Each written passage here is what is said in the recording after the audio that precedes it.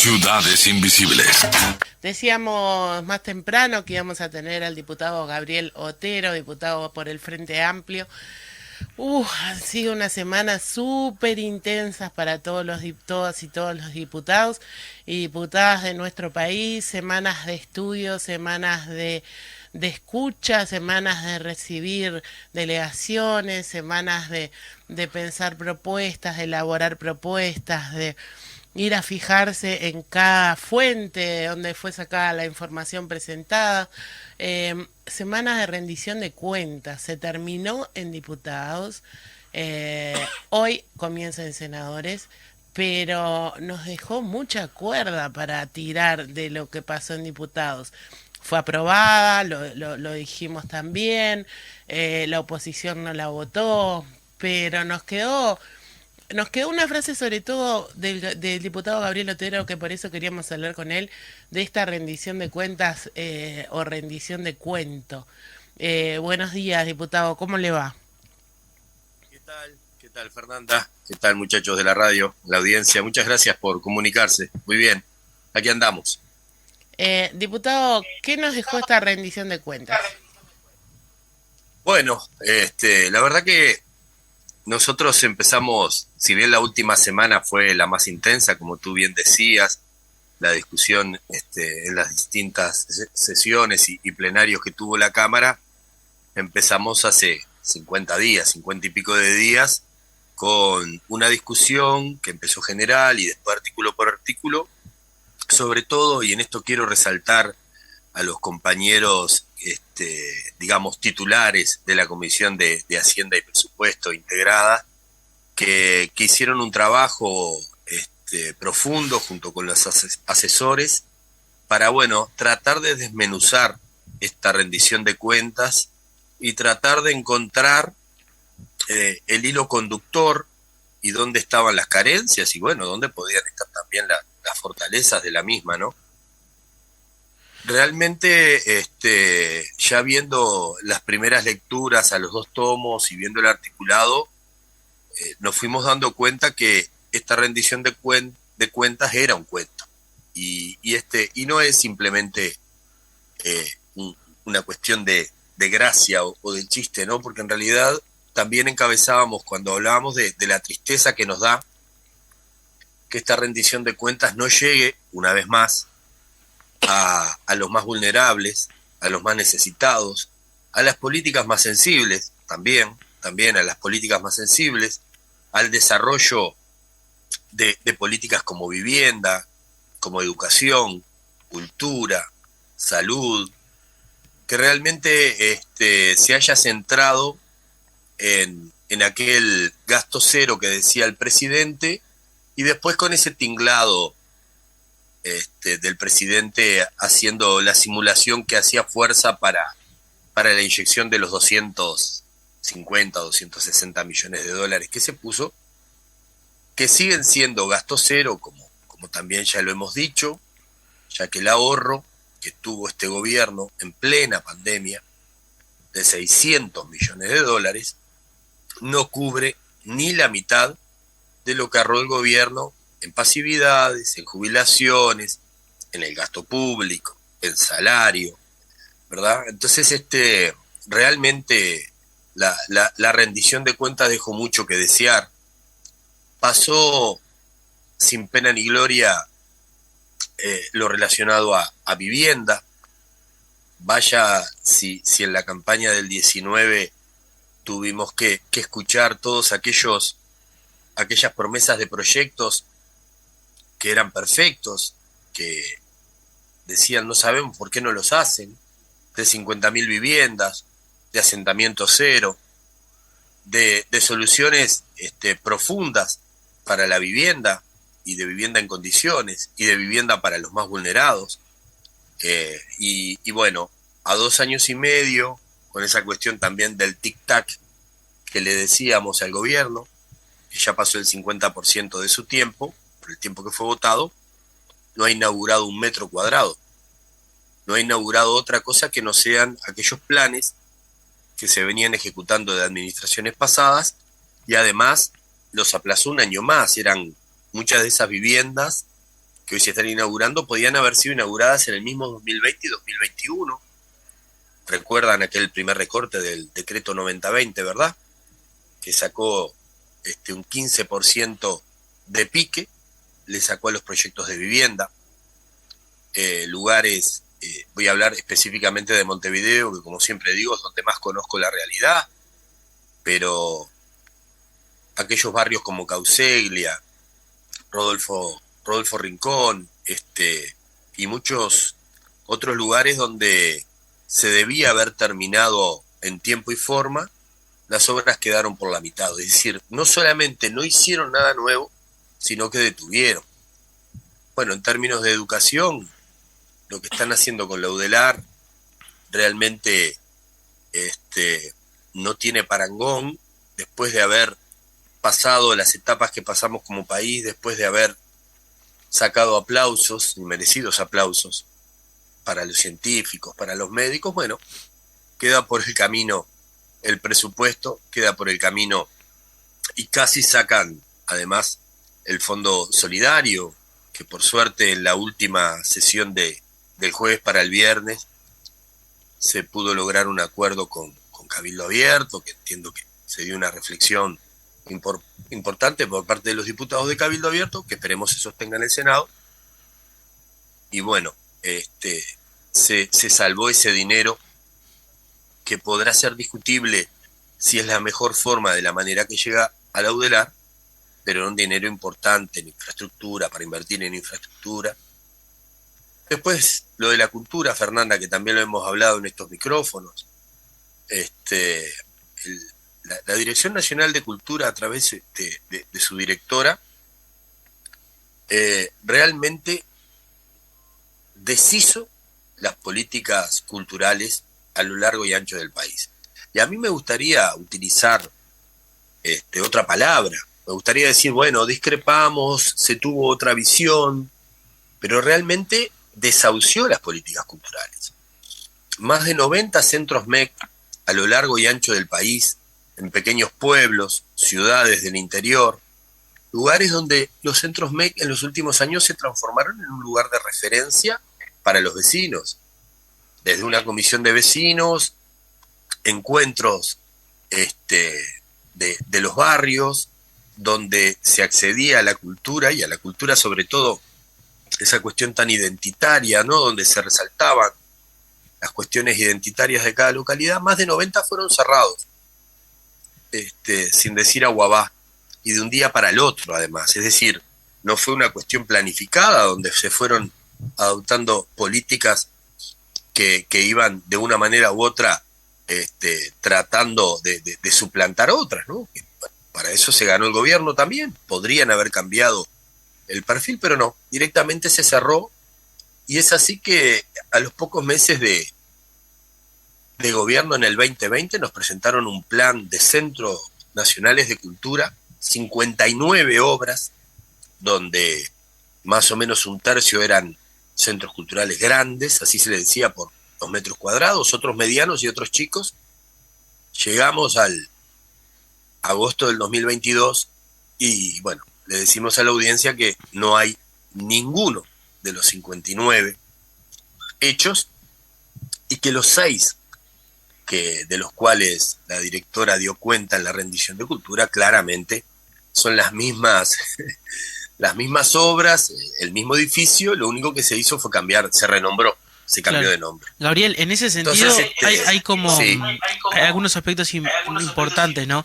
Que vos, por ejemplo, marcabas ahora la cuestión de cultura, pero en términos generales, un poco la percepción que tiene buena parte de la población es esto de que se tomó la pandemia de excusa para hacer un montón de recortes. Pasó con el caso de la cultura, pasó en casos muy evidentes con los servicios, por ejemplo, de atención territorial, descentralizados del MIDES, y con otros tantos casos más. Situaciones que se aprovecharon como de emergencia o de excepcionalidad, que después de que se salió de esa situación no hubo un plan alternativo, no hubo una apuesta a volver a generar un plan para atender ese tipo de situaciones, y políticas que estaban instaladas en territorio quedaron absolutamente sin nada. ¿sí? Es tal cual, como tú lo planteás, porque además se palpa, claramente se palpa. No hubo un plan, bueno, eso de pique, ¿no? No estaban preparados, no hubo un plan, no hay duda. Pero además te diría que se utilizó de excusa, queda cada vez más claro. Yo el otro día lo decía en sala con el tema de vivienda.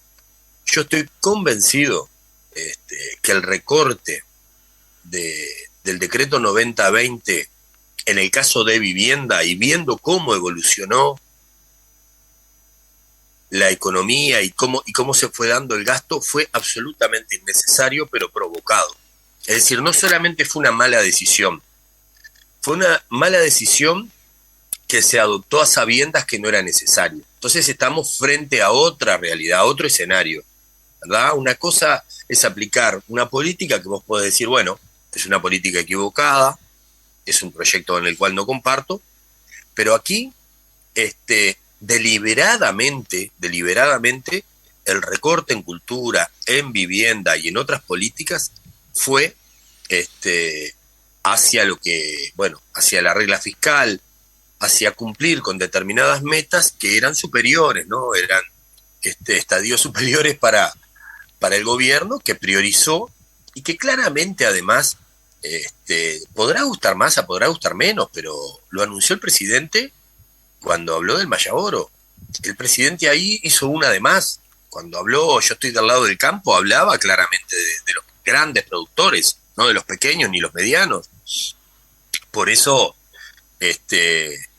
no se apoyó, por ejemplo, colonización. Por eso colonización de los hasta 15 millones no recibió un céntimo. ¿Saben por qué está colonización funcionando? Y esto es algo que está súper comprobado. Funciona por las políticas anteriores de los últimos 15 años, que está pudiendo adjudicar campos que ya llevaban un proceso anterior y con mayor lentitud y todo, pero se están pudiendo adjudicar. No se pudo dar marcha atrás con esas políticas, pero para adelante, posiblemente después del 23, no haya nada para adjudicar, porque este gobierno no va a dejar nada para adjudicar, absolutamente nada, y no va a dejar plata también. Entonces, es probable que estemos frente a una política, es probable no, estamos frente a una política que está desahuciando el Estado, como las políticas sociales del MIDES. Ustedes saben que nosotros salimos con el Frente Escucha, estuvieron varios temas sobre la mesa, estuvieron estos temas de cultura, que tú decías, estuvieron los temas relacionados a la salud, y una de las cosas que las organizaciones sociales nos decían en los barrios es que no tienen con quién coordinar institucionalmente, claro, porque se sacaron los SOCAT y los CETAF. No entendieron nunca, evidentemente, en principio quiero decir que no entendieron, que las políticas sociales tenían que ser en función de un tejido social que necesitaba coordinarlas. Que sí, que pueden haber errores, que sí, que pueden haber carencias, pero cuando vos tenés una pata institucional con todos los frentes, con organizaciones sociales, con vecinos, con el propio MIDES, que coordine con políticas de vivienda, que coordine con políticas de seguridad, etcétera, etcétera, etcétera, ahí le ve sentido a un trabajo en territorio. Pero no existe SOCAT y no existe TAF, y se dispararon situaciones que venían siendo contenidas, ¿verdad? Y una, por ejemplo, es la relacionada a la violencia. Claramente, la violencia en muchos barrios, la explicación que nosotros encontramos por parte de organizaciones sociales que llevan 40 años en distintos barrios trabajando, es que esa cuestión de ida y vuelta a través de los OCAT y los ETAP cumplían un papel fundamental para hacer de esas políticas algo más palpable, más en el día a día. Entonces, claro, si es a través de la app, ahí se complica un poquito más, porque es inyectar el dinero, el magro dinero, a una app y con eso creer que estamos haciendo bien, o amenazar que no va a haber más asignaciones familiares por la no concurrencia, pero no ir por qué no hay concurrencia a las distintas escuelas. Es decir, estamos frente a un proyecto que está desahuciando el Estado y que además es coherente con el herrerismo, que es quien lleva este proyecto adelante, ¿no? El presidente y el herrerismo, donde no quieren un Estado presente, donde quieren un Estado en retirada, ¿no? Recién hablábamos con el profesor Víctor Tarico, argentino de comunicación política, y él decía que era partidario de salir a los territorios. Y bueno, usted trae, diputado, esto del Frente Amplio Te Escucha, de esta salida a escuchar a las organizaciones sociales, a las organizaciones barriales, de vecinos, de vecinas, políticas, iglesias religiosas, esto del mano a mano y la importancia de ver y palpar lo que está pasando en los territorios. Es algo que el Frente Amplio se lo ha planteado como una estrategia política de volver a la gente, de volver a estar del lado de la gente. ¿Esto cómo han visto algún retorno ya los Frente Amplistas de esto?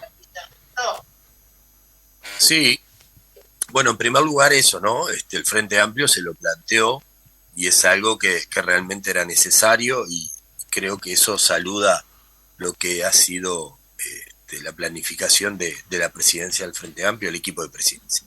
Por otro lado, volvimos, pero también de manera diferente, ¿no? Porque también había que volver a escuchar.